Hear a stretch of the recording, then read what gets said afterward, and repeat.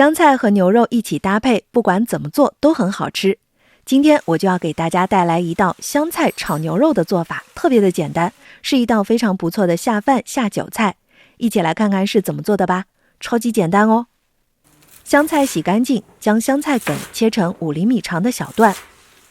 牛肉选择比较嫩的部位，把牛肉切成小块之后，逆着纹路切成薄片。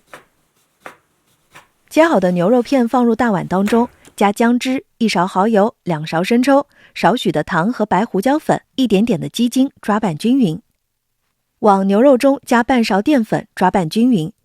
最后用油封住，可以锁住牛肉里面的汁水。锅内倒油，放入辣椒段和蒜末炒香之后呢，倒入腌制好的牛肉片炒至，翻炒均匀。